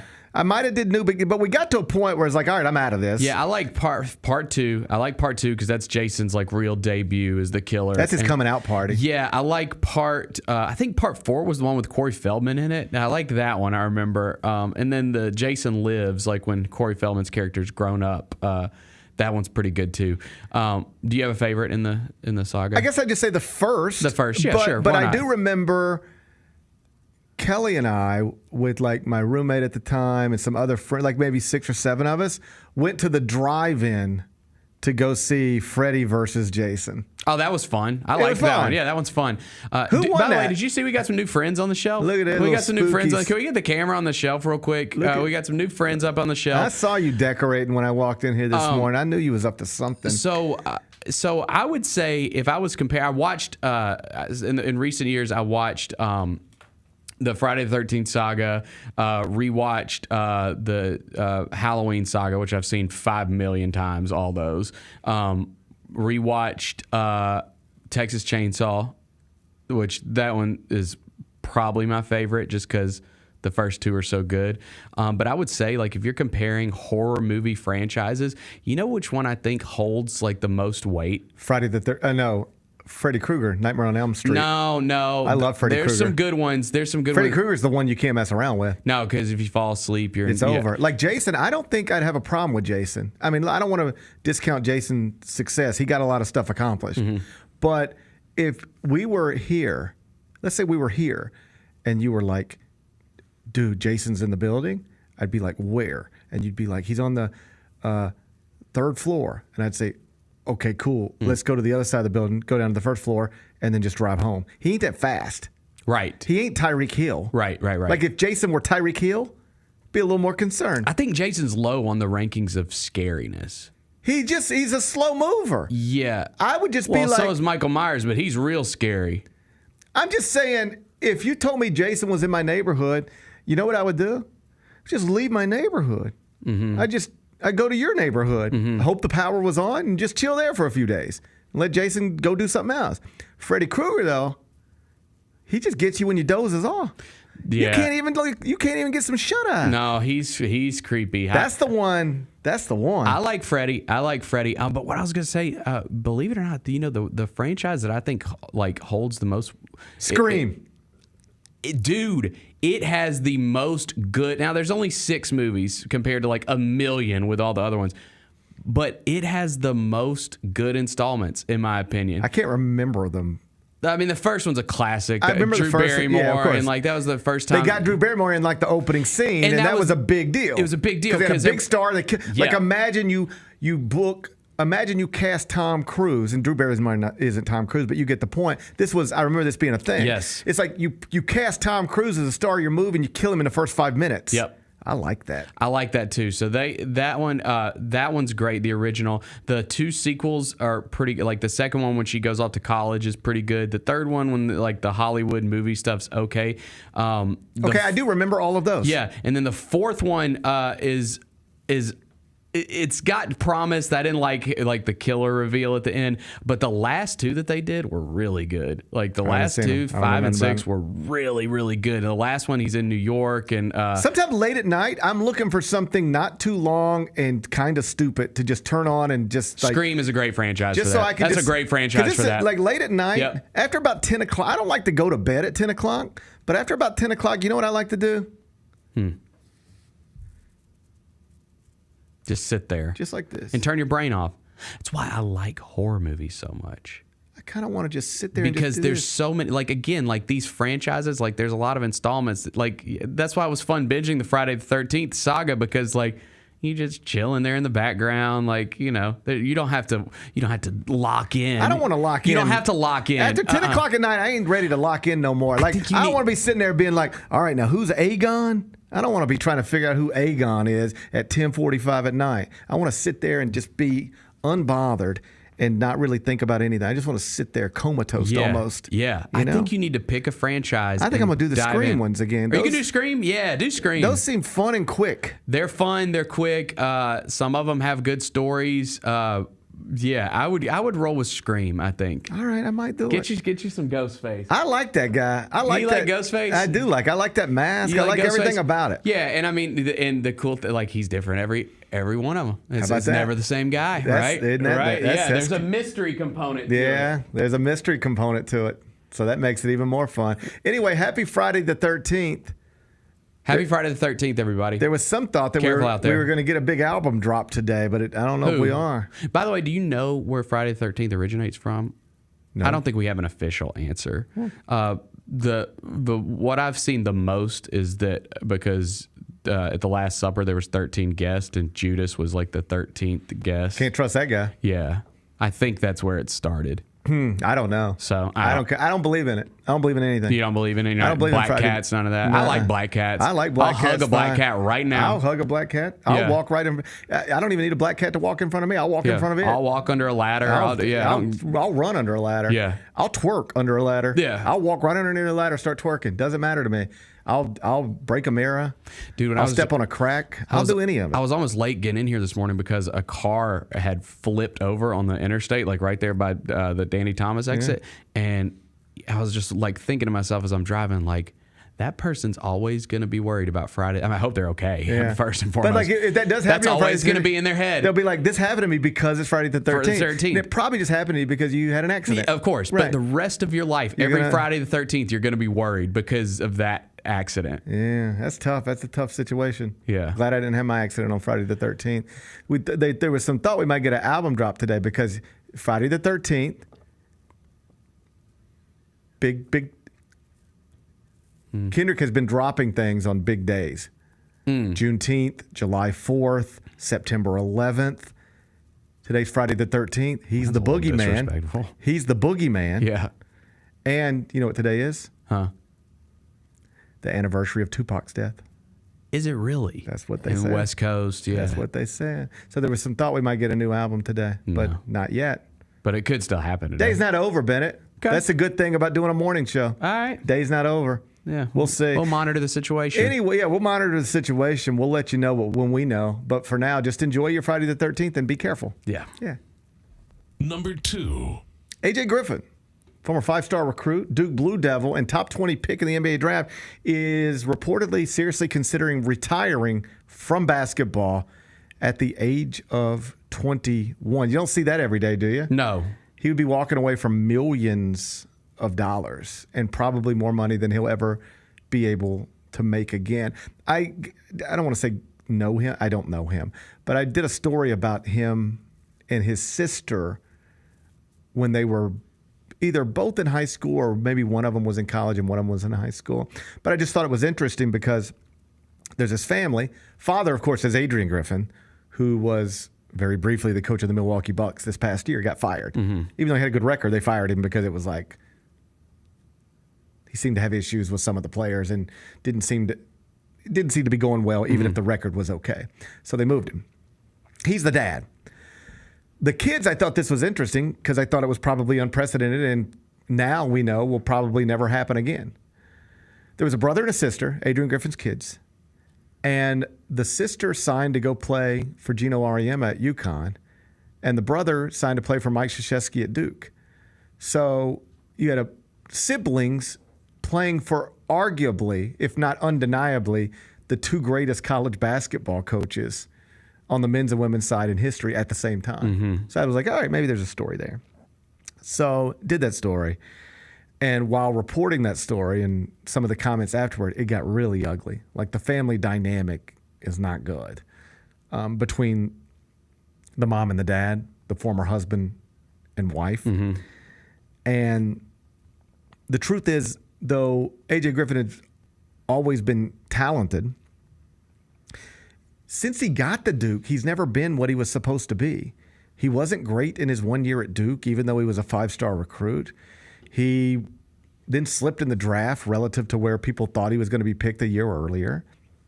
Then he gets to the NBA, and he had a couple of little moments, but then kind of quickly settled into a situation where it's like, is this guy even going to be in the league in a few years? And now, even though he's still in the league and still under contract, seriously considering walking away. And he hasn't expanded on this at all, so it's probably silly to speculate. But when you are walking away from something that pays you millions of dollars at the age of 21 with no guarantee of what you're going to do next or how you're going to make a living going forward, there's got to be some real stuff going on with you to get to that place, right? I talked to some people about it last night. We were texting, and somebody who covers recruiting told me that they just never got the sense that he really loved basketball, that he was awesome at it because good genes. Yeah. And then because he grew up in it. When I would talk to Adrian about AJ, he was like, I would get done with practice, and then he'd be waiting on me at the front door, wanting to go back to the gym. So I then take him back to the gym. But at some point, that seemed to go away. Like he didn't seem to love it anymore. This is other people's perception, not necessarily mine. I wasn't around it that closely, but other people who were like, at some point, the love of basketball just went away. And then he was just doing it because he was good at it, not doing it because he cared about it anymore. Similar thing happened to Rachel Heck in golf. Yeah, that's true. She was once considered like the next great thing. And she just seemingly lost her passion for it or just decided she doesn't want to live that lifestyle as a professional golfer, at least not right now. So she has, for the most part, walked away from the sport, even though she's awesome at it, and there could be a lucrative lifestyle attached to it. Maybe not the same lifestyle that's attached to, say, John Rahm or Roy McIlroy, but still, you can make a lot of money playing professional golf on the women's side, and she's just decided that she doesn't want to do that. It's very hard for, I think, most of us to understand how somebody could be so good at something and then just not want to do it. Think about most of us. We have basketball goals in our driveways, and we go out there and play. Even though we suck at it, nobody's paying us to do it. Mm-hmm. Or we go out to the golf course every weekend and spend real money and real time doing something, even though we're not good at it, and nobody's paying us to do it. So then you look at somebody who is good at something, and they could get paid to do it, and they say, but I don't want to do it anymore. Right. That's always interesting to me. Like, how do you reach that point?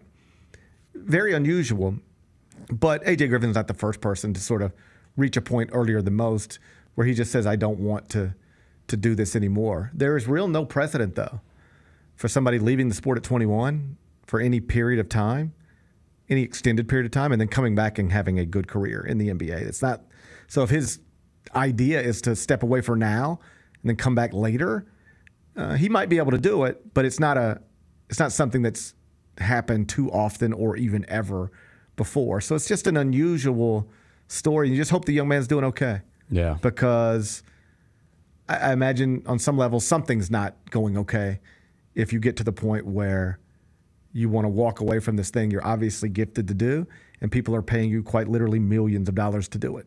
And you say, I can't do it anymore. Something's got to be going on. Yeah. So whatever that is, I hope it gets better. Number 3. Weird story last night broken by Kylie McDaniel and Jeff Passan over at ESPN.com. The Minnesota Twins a few months ago had drafted a catcher named Derek Bender, 6th-round pick. So this isn't like he was selected in the 48th round. It's a 6th-round pick. Like, that's a valuable prospect. Yeah. They gave him like a signing bonus around $300,000. He got caught tipping pitches to the opposing team in games that had playoff implications. So let me tell you what we're talking about here. Minor League Baseball. It's a single-A affiliate of the Minnesota Twins. He's catching. They're playing another team of prospects, and this is like to determine who makes the playoffs, who doesn't, type of deal. He's catching. These other players don't know this guy. They get in the box, and he's doing things like fastball, next pitch, changeup, next pitch, fastball again. He's telling them what's coming. So that team wins the game. Of course. And they, after the game, tell their manager and their front office, like, yo, we've never seen this before, but this guy was giving us the pitches. It wasn't like our guy was stealing signs. Their catcher was telling us what's coming. And so that front office took it to the Twins and was like, yo, man, we've had multiple players tell us that Derek Bender, your single-A catcher? Yeah. Last week we beat you guys? Yeah. We've had multiple players tell us that when they were in the box, he was giving them the pitches. And, that's crazy. And so they went and investigated, and it was true. And they released him. They just said, you're done. Right. Reportedly, some of his teammates asked him, yo, what were you doing? Yeah, what's going on here? You know what he said? I was just ready for the season to be over. Dude. I was just ready for the season to be over. I mean, I understand it can be a grind. And we don't know if that's the truth. It could be a gambling thing. That's where a lot of this stuff goes. Clearly. But what a weird deal. Imagine you're in a game with playoff implications and the other team's catcher is telling you what's coming. That's insane. It's insane. I was just ready for the season to be over. It's the funniest thing ever. Yo, man, we're professional baseball players. We're all playing for our careers. Eat some more sunflower seeds. Chill out. Yeah, just relax. Yeah. Keep in mind, because you're not just hurting yourself. Here's a single-A pitcher trying to get the double-A, trying to get the triple-A, he's getting tattooed. Right. Because you're telling everybody the fastball's on the way, curveball's on the way, slider's on the way. You're killing this guy. This guy's dreams to make it to the next level and just setting him up for failure because you're ready for the season to be over? It's nuts. It's nuts. That's nuts. So anyway, it's Derek Bendick. I can't wait to see his first interview. We might need to get him somebody to talk to. Number 4. Kumar Rocker. You remember him? I do. Bandy, yeah. Made his major league debut last night. Because it was him and Jack Leiter. Yeah, right. Were both at Vandy. Yeah. And Rocker for multiple years, big, strong, hard-throwing pitcher, was considered the best amateur pitcher in the world. And was always going to be like, this guy's going to be the number 1 pick in the MLB draft. And then the draft came. And if you remember, the Mets took him. I think 10th overall. Yes. And then they wouldn't sign him. That's it. I was like, there was something weird that happened around They the said draft. there's something wrong with his arm. And Scott Boras was representing him. Scott Boras was like, there's nothing wrong with his arm. They were like, there's something wrong with his arm. And they just refused to sign him. So he went back in the draft the next year. Got picked in the top 5 by the Rangers. Okay. And had Tommy John surgery. So clearly there was something wrong. Yeah. Yeah, but the foresight that the Rangers had, but that maybe the Mets didn't, is like, okay, there's something wrong with his arm. Let's fix it. And then we got Kumar Rocker. The Mets were like, we're not. And perhaps it was like, weird. This Jacob deGrom thing is killing us.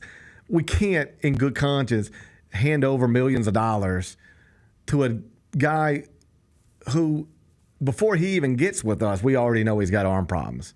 Like, what are we doing? So I think they were a little spooked by that. Like, they've been dealing with Noah Syndergaard problems and Jacob deGrom problems and Matt Harvey problems. And they're just, wait, now we're going to be the team use a top 10 pick on a guy with an arm problem? Right. Okay, no, send him back. And you get a compensatory pick for it, whatever. But what the Rangers said was, okay, got a guy with an arm problem. Let's fix it. And then we got the guy who was just a few years ago called the best amateur pitcher in the world. Not unlike what, say, Philadelphia 76ers did with Joel Embiid one time.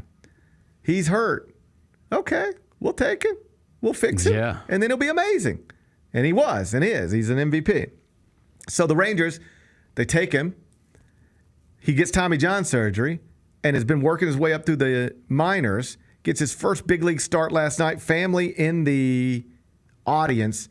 He went 4 innings, 7 strikeouts, 2 walks, and only gave up 1 earned run.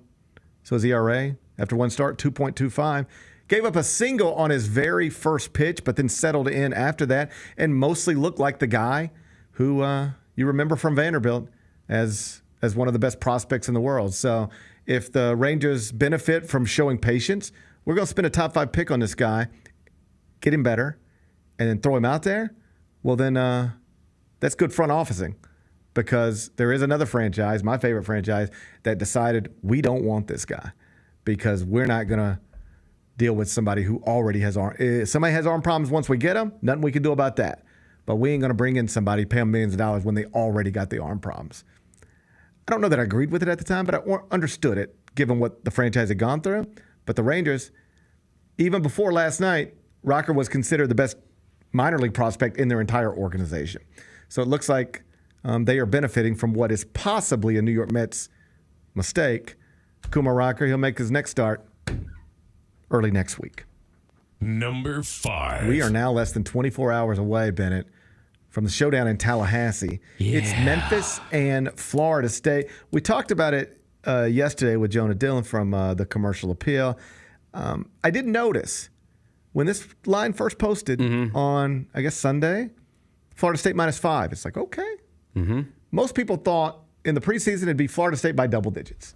And it posts, it's like Florida State -5. Okay. Go win the game. As of this morning, it was Florida State -6.5. As of this minute, it has jumped to Florida State -7. Does that concern you? A little bit. You spotting some funny business? Or you spotting some? It makes me a little nervous just because they're screaming for you to take Memphis, right? Well, what it suggests is that there's been a lot of money that's come in on Florida State. And that's why the line is moving up. It's like Florida State -5. People jump on it. All right, let's move it to 5.5. People keep throwing at it. All right, let's move it to 6. People still firing at it. All right, let's go to 6.5. Still firing at it. All right, Florida State -7. You're just trying to get, where do we have to take this to start getting the Memphis bets? Is it 7? Because at 5, we were getting Florida State bets. At 6, we're getting Florida State bets. I hope I can get more. At 6.5, where do we have to take it? I'm waiting for 7.5. You want 7.5? Give me 7.5. It probably won't go past 7.5. It won't go past 7. I don't think it'll go past 7. Do you? More than a touchdown? Well, first thing they do is take it like, -7, -120, right? And then, or maybe -130.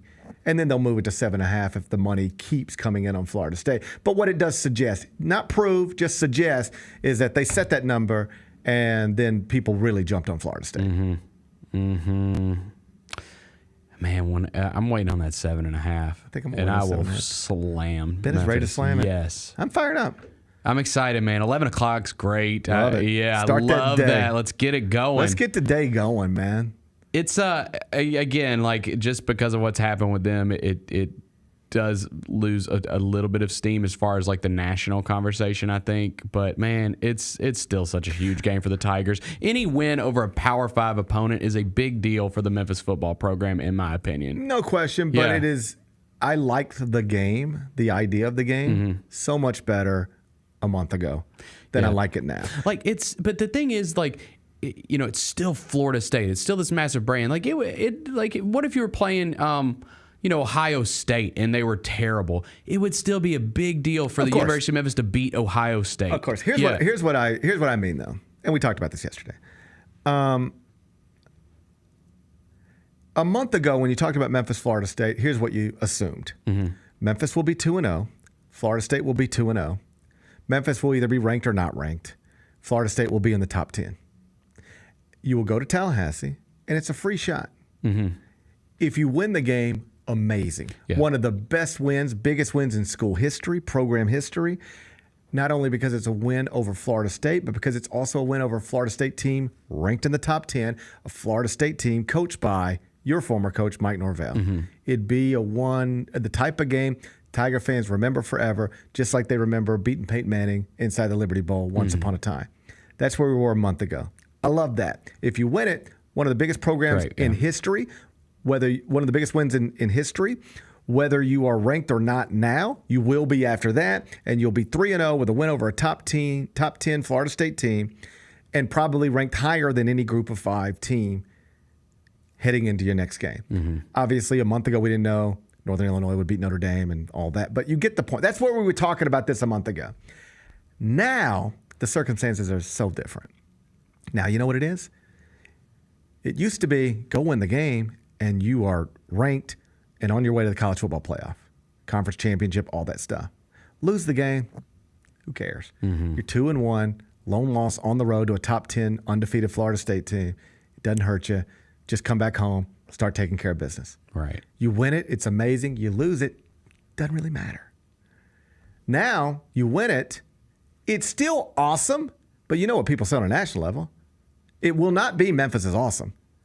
If Memphis wins tomorrow, the national conversation will not be, buddy, Memphis is amazing. The national conversation will be, Florida State is a disaster. And is Mike Norvell in the hot seat? And Memphis might be good, but very quickly, Florida State, you get back to Florida State's a disaster. Because you won't be beating undefeated top 10 Florida State. If you beat Florida State tomorrow, you know what you beat? An unranked team that's now 0-3 and has also lost to Boston College and Georgia Tech. So if you win it tomorrow, it's just, I guess Memphis is about as good as Boston College and Georgia Tech, I guess. That's what you'll start hearing. Yeah. All right?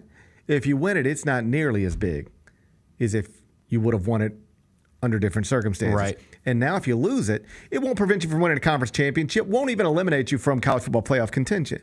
But if you lose it, it's like, wow, all right, that was cute. But you can't even beat a team that Georgia Tech and Boston College have already beaten? We're supposed to take you seriously? You're a nice group of 5 team, but that's what you are. I mean, this team lost to Georgia Tech and Boston College. You can't beat them? Good luck in the AAC. That's where you'll be at. Yeah. It won't be the loss can't hurt you anymore. True. The loss will be you can't even beat a team that not great ACC teams have already beaten.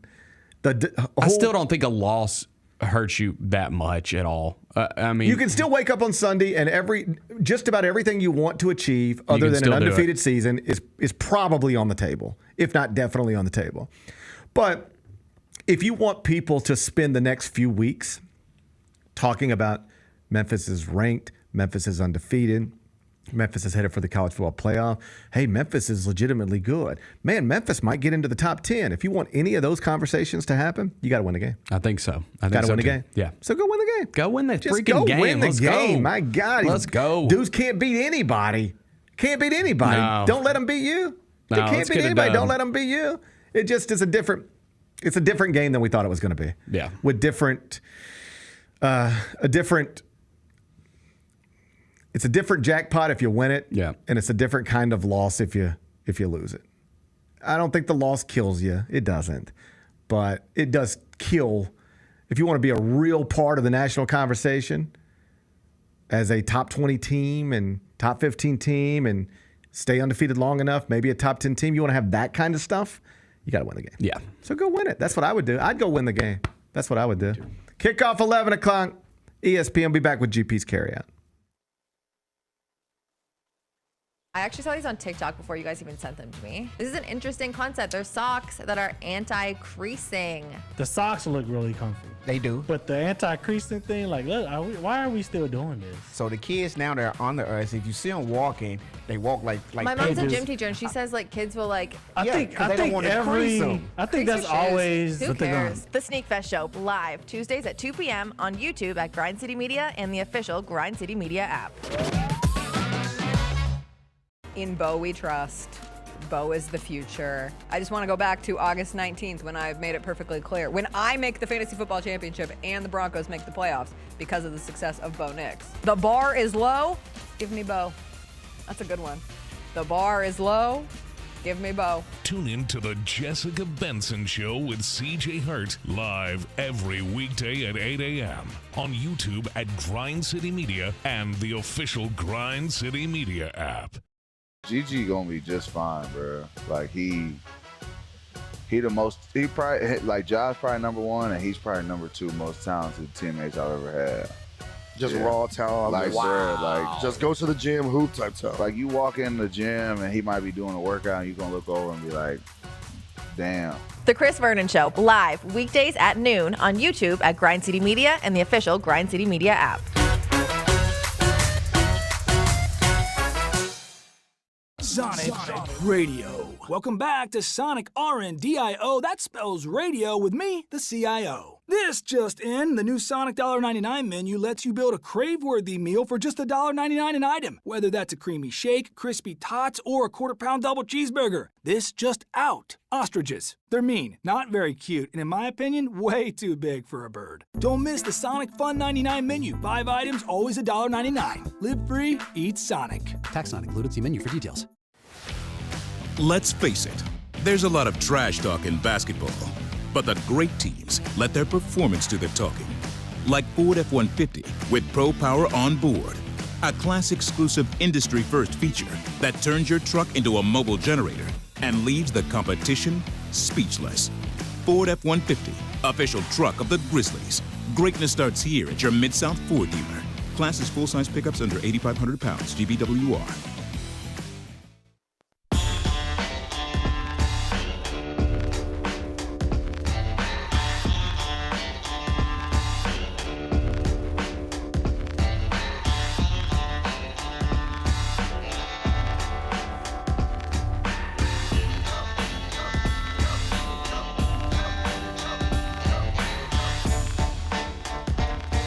Welcome back, Gary Parrish Show, presented by Ortho South. We're inside the Bill Ford Tough Studio. Still cloudy outside, Bennett. When do you think we're going to get sunshine again?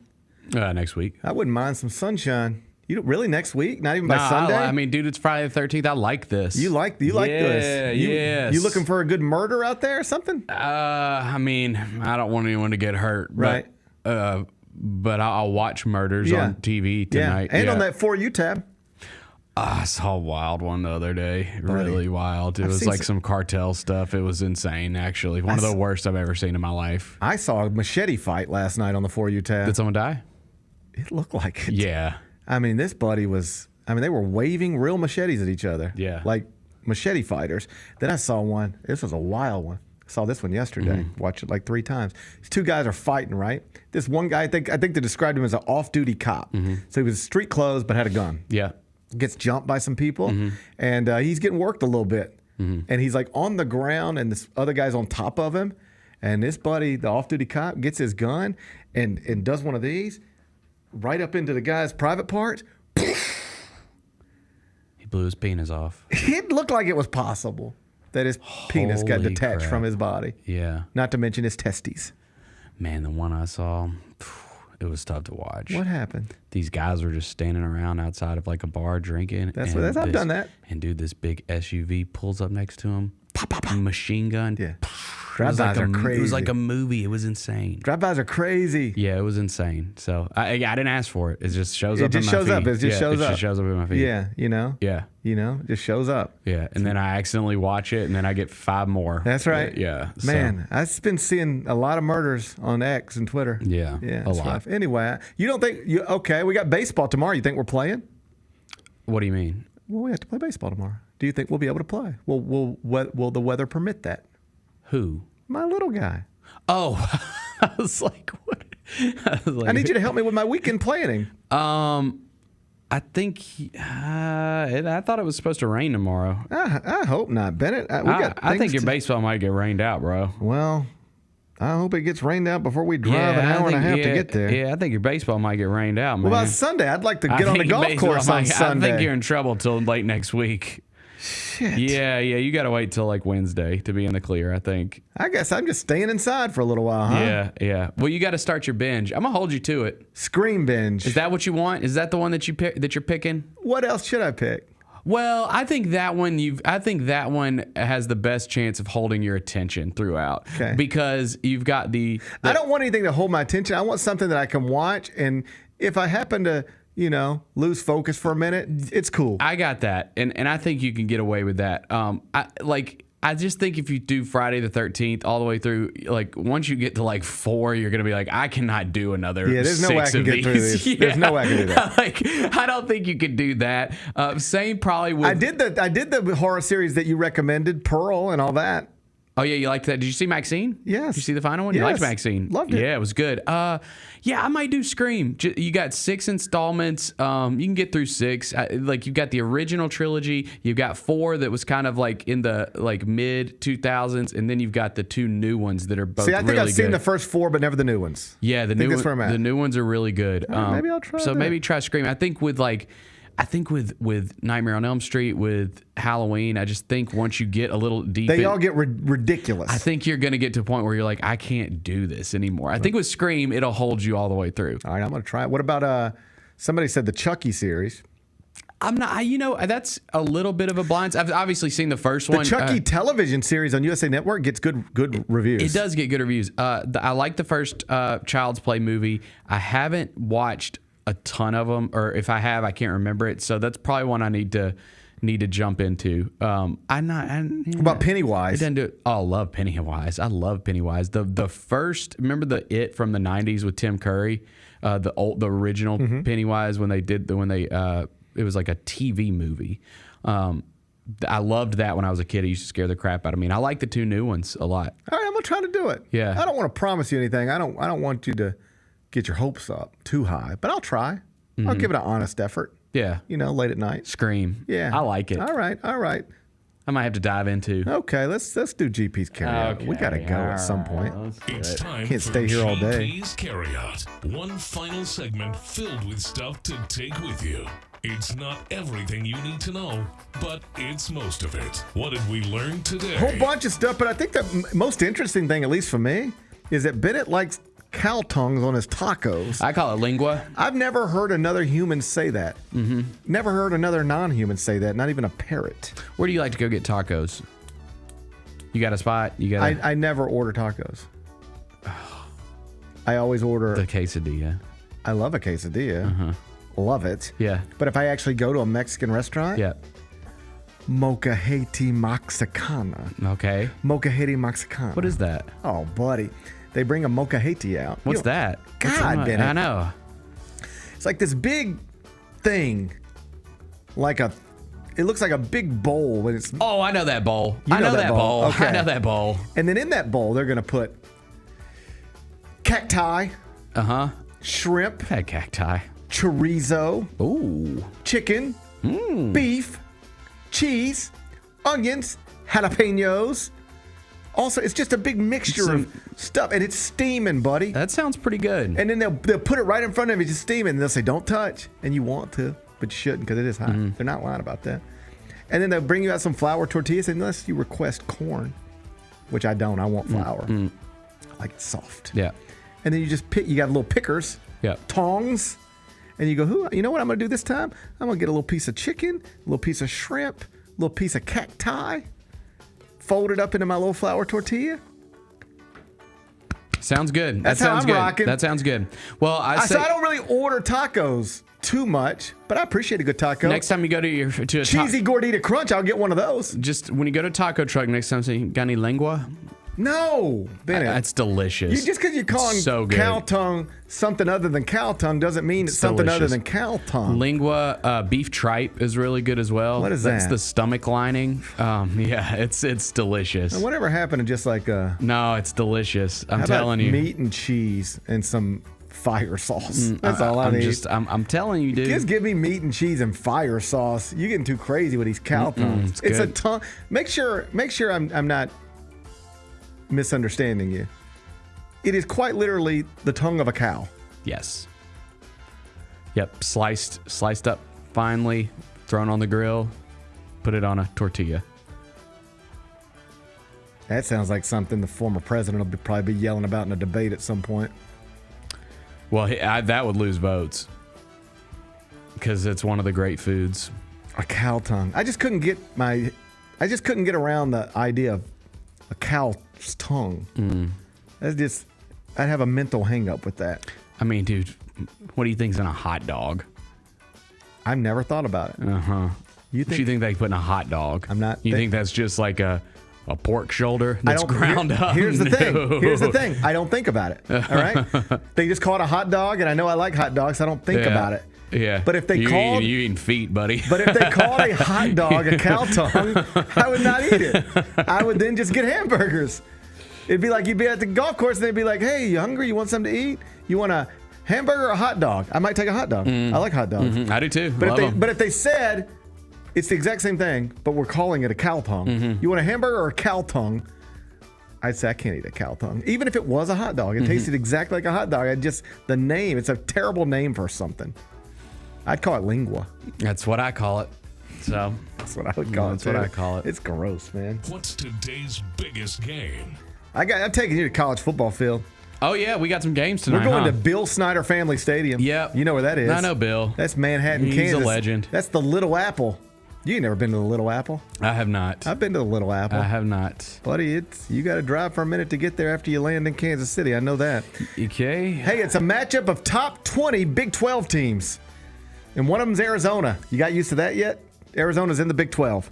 It's a Big 12 showdown, 7 o'clock on Fox.